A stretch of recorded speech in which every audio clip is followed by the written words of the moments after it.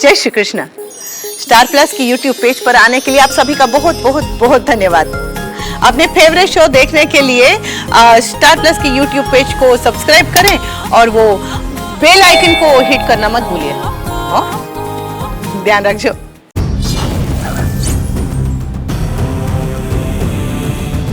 क्या किसी भारतीय सैनिक ने हमारे प्राण बचाए? हाँ, ये तो बहुत गर्व की बात है। मुझे उस वीर से मिलना है। मैं स्वयं पिता महाराज से बात करके उसे मगध की सेना में भर्ती करवाऊंगी। जो सोचो उसे पूरा करने में वक्त बर्बाद नहीं करना चाहिए। आप सोचते ही रह जाओगे और कोई आपसे आगे निकल जाएगा। मैं समझी नहीं। तो समझ, जिसे तुम अपनी फौज का हिस्सा बनाना चाहती हो उसे मैं पहले ही ग्रीक फौज का हिस्सा बना चुकी हूँ। देखा, तुम सोचते ही रह गई और तुमसे पहले मैंने वो कर भी दिया। क्योंकि मेरी मुश्किल ये है कि मुझे हमेशा से सबसे पहले रहना पसंद है, किसी के बाद नहीं।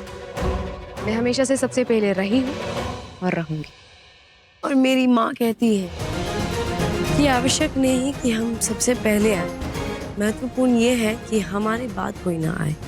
मेरे आने के बाद किसी को किसी और की आवश्यकता नहीं पड़नी चाहिए। और मेरा मानना ये है कि ना कोई मेरे पहले हो और ना कोई मेरे बाद। अब कौन आगे होगा और कौन पीछे, ये तो समय बताएगा। एक ओर चंद्र सिकंदर के शिविर में पांव जमा रहा था, दूसरी ओर चाणक्य चंद्र के पांव मजबूत करने के प्रयासों में लगा था।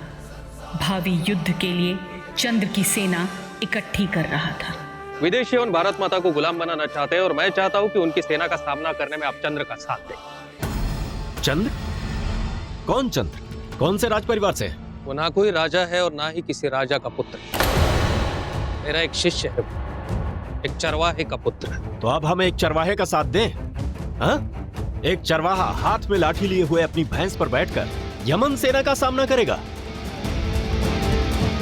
उसकी सेना में कौन है, ग्वाले या गांव वाले? आपकी मति मारी गई है आचार्य।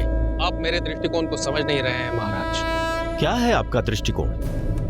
यह समझने के लिए आपको अपने वैभवशाली राजभवन से बाहर निकल के देखना होगा। चंद्र की विशाल सेना बाहर खड़ी है, जिसमें ग्वाले भी है और डाकू भी, कबीले वाले भी है और विद्रोही भी, जिन्हें मैंने प्रशिक्षित किया है।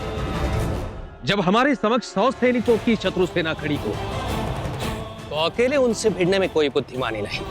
विवेक इसी में कि हम भी उन 100 से जुड़कर 101 बन जाएं, अपनी भी शक्ति बढ़ाए, अपनी सेना की भी शक्ति बढ़ाए।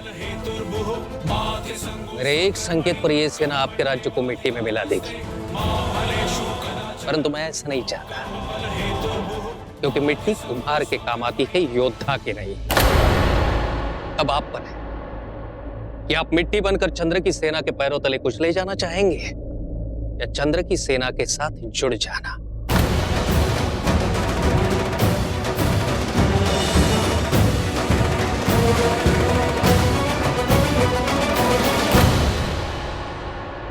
तुमने हमारी जान बचाई है, इसीलिए हम इनाम में तुम्हें तरक्की देना चाहते हैं। अब से तुम एक ग्रीक सिपाही हो। तुम अब खाना नहीं बनाओगे, तुम ग्रीक के हथियार चलाना सीखोगे।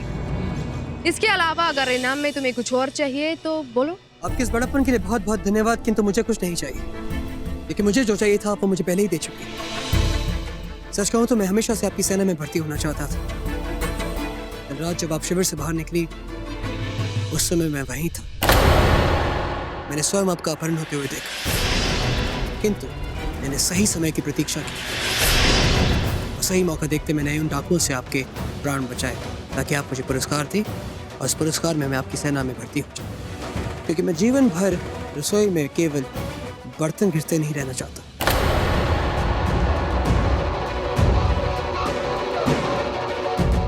कोई और अगर मुझसे ये बात कहता तो मैं अपने हाथों से उसकी जान ले लेती। किस्मत बहुत अच्छी है तुम्हारी जो अब भी मेरे सामने जिंदा खड़े हो। डर नहीं लगता तुम्हें? मेरे सामने कह रहे हो कि मुझे चोट पहुंचाने तक का इंतजार किया तुमने।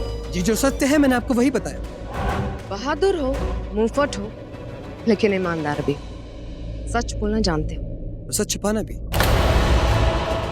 रात जो कुछ भी हुआ उस विषय में किसी को कुछ भी नहीं पता चले। इतनी बेवकूफी भी ठीक नहीं है। मत भूलो कि कभी कभी जुबान भी जान लेने की वजह बन जाती है। डरना सीखो। जी, जितना सीखा उससे इतना तो जाना कि आपकी सेना में डरपोकी की कोई जगह नहीं। बहुत खूब। वैसे कोई और भी है जो तुम्हारी बहादुरी के लिए तुम्हारी तारीफ करना चाहता है। मगध की शहजादी राजनंदिनी। मेरे साथ साथ कल रात तुमने उसकी भी जान बचाई है। वो तुम्हें शुक्रिया कहने आ रही।